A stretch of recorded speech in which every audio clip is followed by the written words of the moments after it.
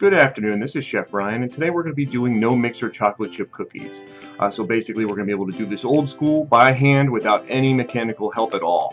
And so you can see here, butter is super hard, just came out of the refrigerator, but with the magic of time, it softens up and you're able to sort of smush it around. You know what I mean? See, so that's really where you want it to be, that sort of consistency. So then you add in your brown sugar and your regular sugar plus a little bit of salt.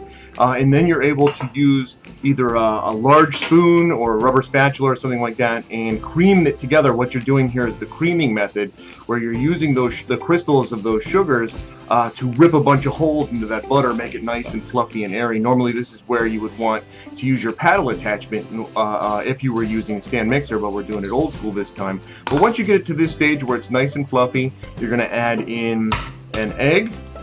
Let's see if I get that in there. There we go. And then also just a little splash of vanilla, just to make sure that the vanilla gets fully incorporated. And then you're just going to mix these together until they form a nice emulsion. So you can't really tell that there is egg. It's just that your sugar butter mixture is going to start looking a little bit wet. And we're gonna quantum leap forward here in just a second. And you want to make sure that it's to the point where that egg basically disappears. Okay. And everything is nice and homogeneous, and that's where you want to be. See how it's sort of like nice and liquid but still looks good and fluffy, still holds its shape for the most part. And then we're going to go ahead and add in our flour blend with our baking powder and our baking soda, and we could talk about the different leaveners if you have some time. And we're also going to add in our chocolate chips. The reason we're adding the chocolate chips in now and not after we're done mixing is because you want to keep that mixing to a minimum. You want to avoid overworking the gluten.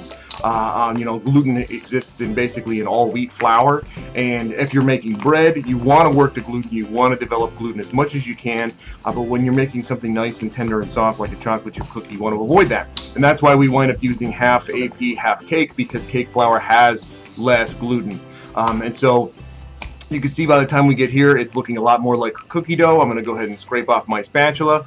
This would be if you were using a stand mixer, you would be scraping down the sides of the bowl, but you just want to make sure that you don't get too much gunk stuck on that. You don't want to lose any product.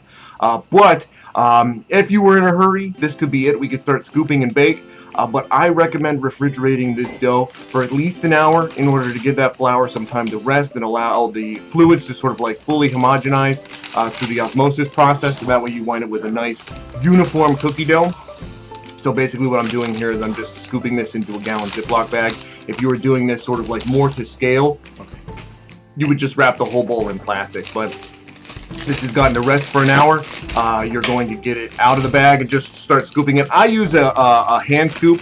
Even though this scoop is terrible, you're going to see that sort of like the swiper keeps breaking on me as I'm working. But it keeps them relatively uniform. You're going to see it's not perfect. By the end, I do have some cookies that are a little bit bigger than others. But you want to try to get these as uniform as you can because they bake at the same rate. And that's really where you want to be. So I'm going to go ahead and scoop all of these out. You also want to make sure that you're giving them enough space on the pan. You can see by the time we sort of like quantum leap forward here, we're allowing a lot of space in between the two so that they don't bake together. It always gives them those sort of like funky edges, and you want to keep that exterior of the cookie as crispy as you can. You know what I mean? Because it's sort of like that contrast between the crispy exterior and the nice soft tender interior that really gives chocolate chip cookies some of their panache. And you can see here the dough got stuck inside of my disher, and so it took some doing to get it out. That one winds up looking a little bit funny in the end. But like I said, if you wanted to be really particular about it, you could weigh those cookies out, but we're just popping them. Middle rack is 350. I timed mine for 18 minutes. I wound up needing an extra couple of minutes by the end, but it's something, you know, when are they done? They're done when they're done, you know what I mean? So you do want to make sure that you're baking them until they're finished, and you can see how like they baked up nice and round and relatively uniform. I try to get them off the pan relatively quickly because I don't want the bottoms to burn, but you do want to make sure that they're scoopable. If they're so soft that they just fall apart as soon as you touch them, give them a little bit more time. But get them off and onto a cooling rack as soon as you can. And then that's pretty much it. You're pretty much done. Let them come completely to room temperature. Don't seal them up warm because you don't want the condensation from the evaporating water to sort of like get on the outside. But you can see how they got a nice crispy bottom, relatively soft interior, and you can see they crack without too much ado, and a nice uniform interior, not overworked, not underworked. You know what I mean? And that's really where you want to be. So that's making chocolate chip cookies with a, without a mixer. If you have any questions, of course, please don't hesitate to reach out. I'll be happy to answer any questions that you might have. But thank you very much. I hope you have a great rest of your day.